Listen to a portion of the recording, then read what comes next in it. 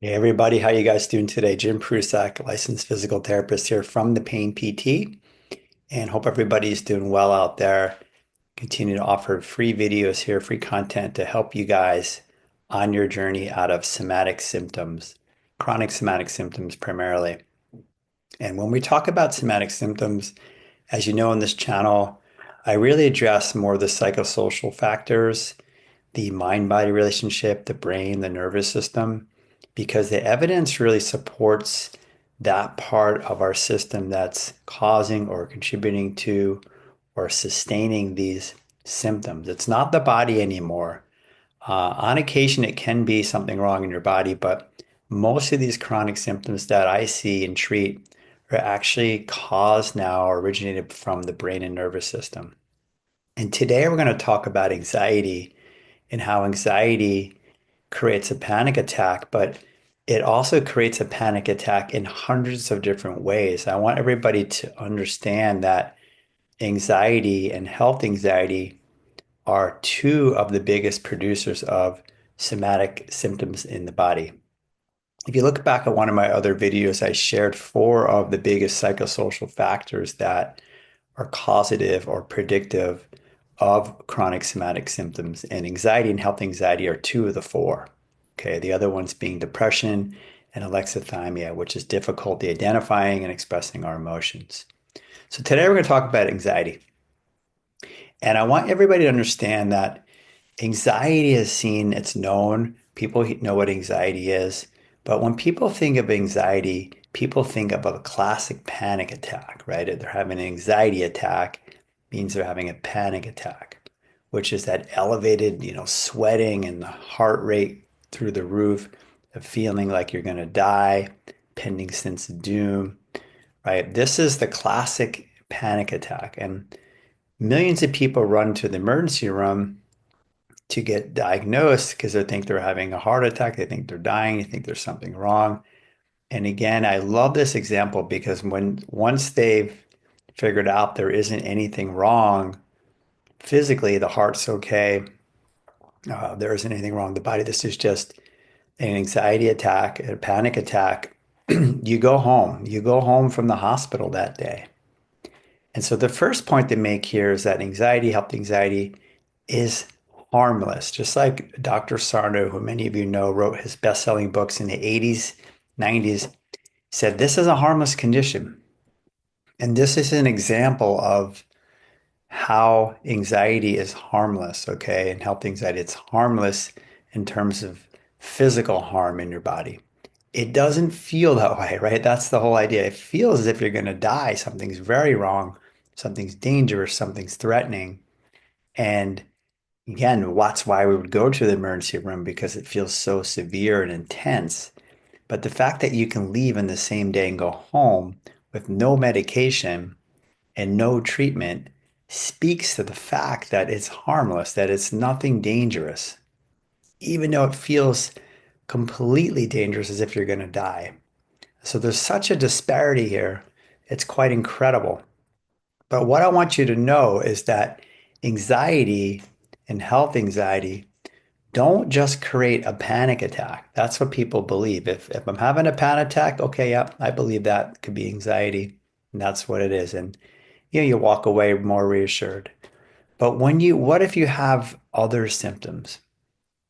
Okay, so I want you to understand that anxiety, health anxiety creates panic attacks in other parts of your body. So I want you to think of a panic attack as not just being the classic panic attack, but a panic attack from anxiety can be any symptom in your body. Hundreds of symptoms. I've had many of them myself, from head to toe. I've had things like shooting eye pains, shooting teeth pains, facial pains, headaches, pressure in the neck. See, I'm going to go down the body now. I've had so many different things. I've had sinusitis. I've had inner ear discomfort. Uh, I've had shooting arm pains down the left arm and pressure in the chest, thinking I'm having a heart attack. No, my heart's been checked out. It's absolutely fine.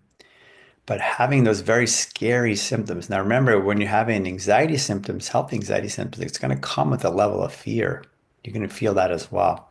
I've had knee pain, shooting testicle pain, back pain. One of my big ones was chronic hip pain that one got me for a while. That lasted for about 3 years.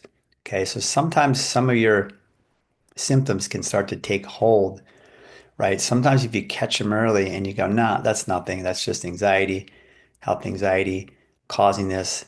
Uh, and then you don't buy into it, you don't believe it, you don't get more anxious about it, worried about it, and go into all the things we do, it settles down pretty quickly.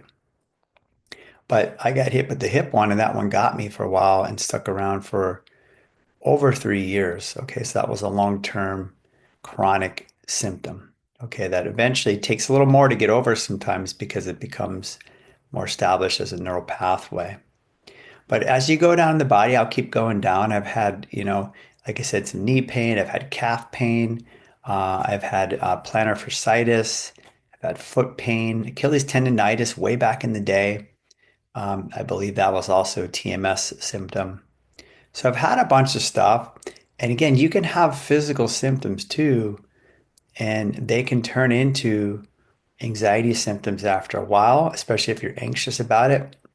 Again, I shared on one of my evidence of the weeks a brilliant study about whiplash, and people were being brain scanned and assessed for anxiety within the first 3 days of a car accident, and followed these people for a whole year. And after a year, people who had developed chronic pain, well, they actually had anxiety, higher levels of anxiety within the first 3 days, and it showed up on the brain scan. So we have the evidence, everybody. You can check that video out if you'd like. It's on my channel. So I just want you to understand today that anxiety, health anxiety are two of the major causes of somatic symptoms in the body, and that anxiety does not just produce panic attacks, okay? And we need to think of these other symptoms in your body in the same way we think of a panic attack, which is that, hey, that's just an anxiety attack. So if anxiety is causing it, or health anxiety is causing your symptoms, that's the area we need to treat. We need to get a handle on your anxiety. Okay, we need to not be worried because remember, anxiety is a elevated, irrational, false fear.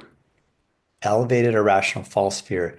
Remember, it feels exactly like real fear. In fact, it can feel even more intense than real fear, and it's longer lasting. Fear is like a shot of energy in you to protect you in the moment, right? To jump away from a train that's going to hit you, or to take your hand off a stove, really fast. This anxiety is sort of lingers. It's also very anticipatory, right? Before events, about things in the future. It comes with a lot of this thinking, right? Catastrophic thinking or what if thinking. It produces these somatic symptoms. That's the takeaway from today's talk is that anxiety produces hundreds, can produce hundreds of different symptoms. And the reason why it can is because the brain, right, is wired up to all your organs and all your tissues through your autonomic nervous system. So the heart, and the respiratory rate, and things like sweating, those are some of the outputs that anxiety can produce through those systems. And they're classical. We know those. But it can produce any symptom because it innervates all the organs and tissues. So you can have something from the top of your head to the bottom of your feet and anywhere in between. And that symptom could be an anxiety symptom. So you can call it a panic attack in another part of your body. So the takeaway from today is you can have panic attacks in all parts of your body. They're anxiety attacks, meaning the symptoms are caused by an anxious brain. And an anxious brain is a protective brain. It's also a very sensitized brain and is trying to help you. Okay, so when the brain senses danger or threat, and a lot of this has been learned right from the past, a lot of people have anxiety pre-existing. Maybe they even had pre-existing panic attacks or they've lived with anxiety for a long time. You could be prone to having some of these somatic outbursts of anxiety. It's physical anxiety, we call it, or health anxiety symptoms. So a lot of this is health anxiety symptoms or somatic anxiety, physical anxiety. Because remember, anxiety creates physical symptomology. It doesn't just create those what if catastrophic thoughts. Again, another video you can check out is the 5 different ways anxiety comes out in your system, right? It doesn't just present in one way.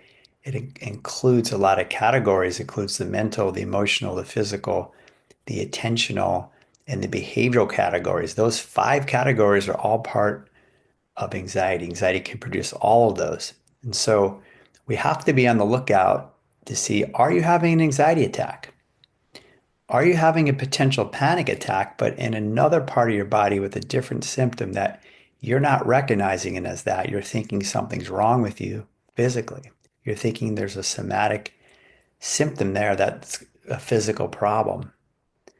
And again, just like if you were to run off to the emergency room thinking you're dying and having a heart attack, and you're just having a panic attack and everything is fine, it's the same thing with these other symptoms, everybody. This is just a panic attack in another part of your body. It's harmless. It's nothing wrong with you. It's just protective. It's just your brain sensing danger or threat and kicking out this reaction to get your attention, to tell you something is not right, something is potentially dangerous, or you need to be on alert.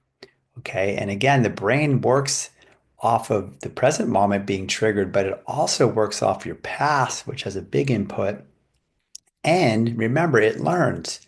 The brain is a learning machine. So it learns to associate now maybe certain things with fear or anxiety. And so the anxiety can kick off a reaction around certain things now.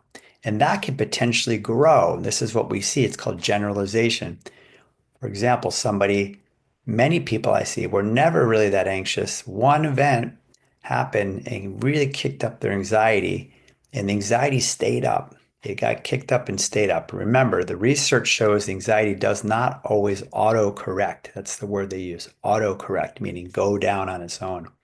We have to do some work here to get it to come down, to teach the brain we're safe, to teach the brain we're okay, that there isn't an issue, there isn't a danger or threat.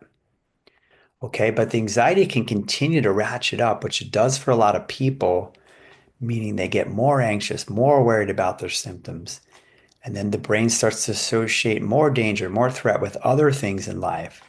That's called generalized anxiety now. Now it generalizes to more things, and then people are reacting in more ways to more things. And it's like, what is going on here?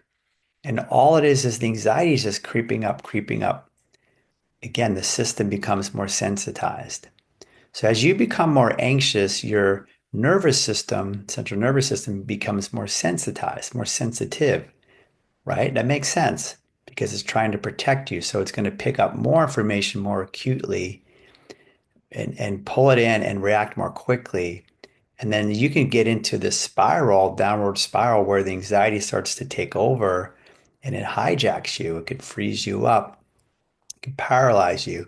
You could be stuck in a constant state of anxiety. But I want you all to know that this anxiety is the best news you can get. If you have health anxiety, anxiety is causing your somatic symptoms. I want all of you to know, no matter how bad it is, I don't care if it's a 10 out of 10, you are fine. You are absolutely fine, right? It's the same as going to the hospital with what you think is a heart attack. You're dying, you're going to die, and there's actually nothing wrong with you. This is the truth, everybody. There's nothing wrong with you, as Dr. Sarno says, and this is the take home. It's harmless. Need to come back to the understanding here. And that understanding allows us to work with this anxiety in a very healthy, good way to start to reduce it. And it's really important that we do so it doesn't start escalating and continue on. But even if it does, it's still not a big deal. So wherever you are, and if you're having health anxiety, anxiety is one of your major contributors to rheumatic symptoms, I want you to know that it's harmless. It's the same as having a panic attack, as if you're going to the hospital. You're okay. We just need to get this anxiety down. We got to teach the brain you're safe through some of the processes we learn here and to get out of and get the brain out of that danger and threat mode that it's learned to be in, okay, that it's associated with certain things. And this is what I help people a lot with is to number one, to discern what's going on here. Is this a neuroplastic symptom or is this a physical symptom? And from that point forward, we can move forward with the understanding and then apply some of the strategies here that I teach you guys in those four categories to teach the brain you're safe.